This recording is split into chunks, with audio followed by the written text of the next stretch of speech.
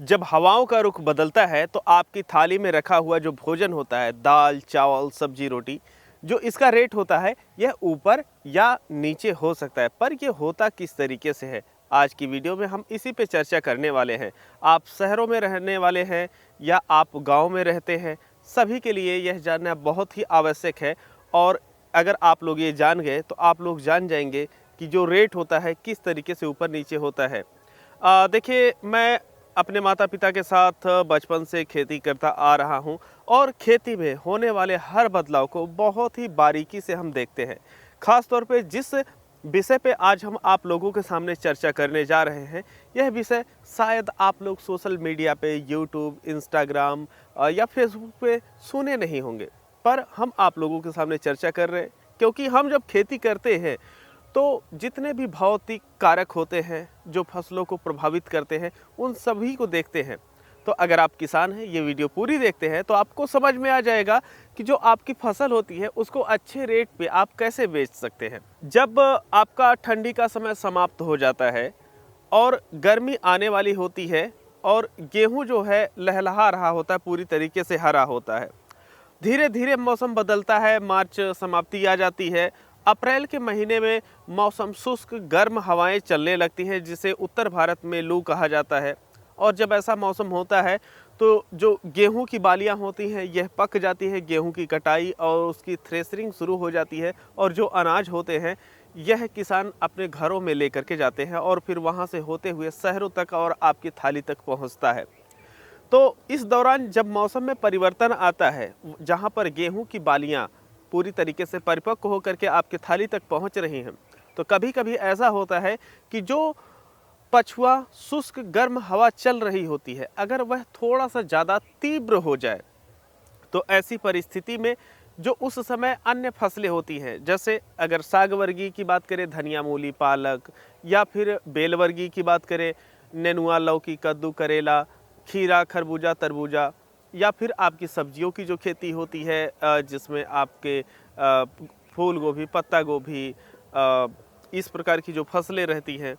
यह उस मौसम से काफ़ी ज़्यादा प्रभावित होने लगती हैं। ख़ास तौर पे वह सब्जियां प्रभावित होती हैं जो फूल से फल बनने की प्रक्रिया में रहती हैं। अब जब मौसम बहुत ज़्यादा शुष्क गर्म रहता है और हवाएं तेज़ चलती हैं, तो जो पौधों में लगने वाले फूल रहते हैं यह झड़ना शुरू हो जाते हैं। अब जब झड़ना शुरू हो जाते हैं तो जो किसान का उत्पादन होता है यह कम हो जाता है। जब उत्पादन कम हो जाता है तो ऐसे में एक किसान के साथ ऐसी परिस्थिति नहीं होती है, ज़्यादातर किसानों के साथ यही परिस्थिति होती है। इस वजह से जो यहाँ पर सप्लाई होती है वह कम हो जाती है और मांग या तो उतनी ही बनी रहती है या उसमें वृद्धि होती है। लेकिन अगर आपूर्ति में जो कमी है यह आ रही है तो कहीं ना कहीं रेट ऊपर हो ही जाता है। तो ऐसे में आप लोग देखेंगे कि हवा तो बदल गई, तो अब आप लोग अच्छी तरीके से समझ पा रहे होंगे कि जब फसलों का उत्पादन ही कम होगा तो आपूर्ति कम होगी, मांग जैसे है वैसे बनी रहेगी, तो जो रेट होगा यह महंगा होगा, और जब रेट महंगा होगा तो आपकी थाली में जो बना हुआ भोजन है यह भी महंगा हो जाएगा। तो एक किसान के लिए ये चीज़ें ऐसे मायने रखती हैं कि अगर गर्म शुष्क पछुआ हवाएं चल रही हैं और जिसे उत्तर भारत में लू कहा जाता है, अगर ऐसी परिस्थिति बन रही है तो आप अपने खेतों का जो प्रबंधन होता है यह अच्छी तरीके से करें। जो आपका उत्पादन होता है उसको बराबर बना करके रखें, जिसकी वजह से अन्य किसानों की अपेक्षा आपको ज़्यादा उत्पादन मिले। अब जब आपका उत्पादन ज़्यादा होगा, रेट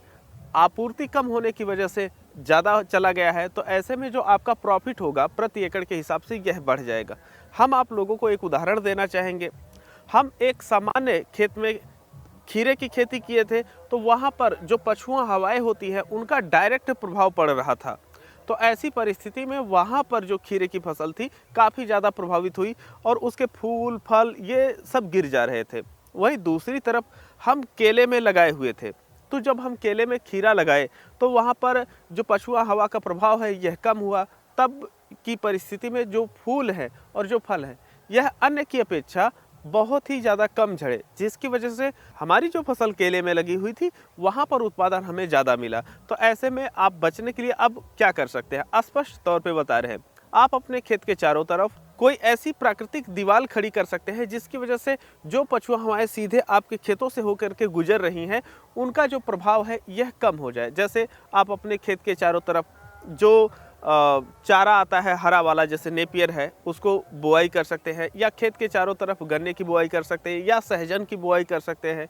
या फिर आप जो है नींबू वगैरह के पौधे लगा सकते हैं, जिसकी वजह से एक दीवार जैसा होगा तो जो टेम्परेचर होगा थोड़ा सा डाउन हो जाएगा। और अगर आपके खेतों में फसल लगी हुई है तो दूसरा उपाय ये है कि पूरे खेत की जो सिंचाई है, अगर आपके यहाँ सुविधा उपलब्ध है, पानी पर्याप्त मात्रा में है, तो पूरे खेत की सिंचाई 15 दिन में कम से कम एक बार जरूर कर दे, जिसकी वजह से जो मिट्टी है उसका तापमान थोड़ा सा नीचे चला जाएगा, जिसकी वजह से जो हवा आ रही है वह भी थोड़ा सा हल्की ठंड हो जाएगी, तो जो आपके फूल गिरने की संभावना है ये कम हो जाएगी। चौथी चीज़ ये है कि बहुत ज़्यादा फंगीसाइड या कीटनाशक अगर आवश्यक ना हो तो प्रयोग ना करें, क्योंकि जो कीटनाशक और फंगीसाइड होती हैं ये पौधे को गर्म करती हैं। ऐसी परिस्थिति में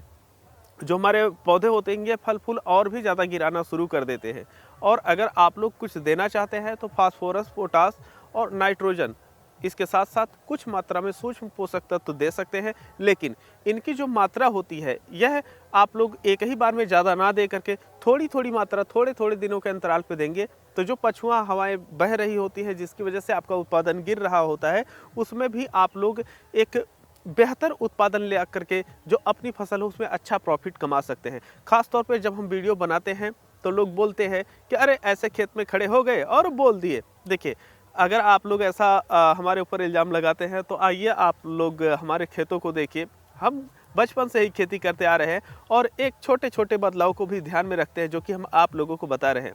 तो जो इतनी जानकारियाँ होती हैं हम सभी अपने खेतों में प्रयोग करते हैं, जिससे हमें प्रॉफिट निकल करके आता है। अगर आप साल 2 साल करके आप अच्छा प्रॉफिट किसी भी बिजनेस में कमाना चाहते हैं तो ऐसा नहीं हो सकता है। तो हम ये कहेंगे कि आप कोई भी काम करने जाइए तो दिल और मन अच्छे से लगा करके काम कीजिए, सफलता ज़रूर मिलेगी। बाकी इस वीडियो को हम समाप्त करते हैं। किसी और टॉपिक पे वीडियो चाहिएगा तो बताइएगा। खास तौर पे इस तरीके की वीडियो आप लोग कम ही देखते हैं। उम्मीद है कि अगर आप लोग यहाँ तक देखे हैं तो आप लोग कुछ सीखने के लिए लालायित हैं, और हमारी कोशिश रहेगी कि आप लोगों को ऐसे सिखाते रहे। बाकी हम मिलते हैं आप लोगों से एक नई वीडियो में, तब तक के लिए चलते हैं। जय जवान, जय किसान।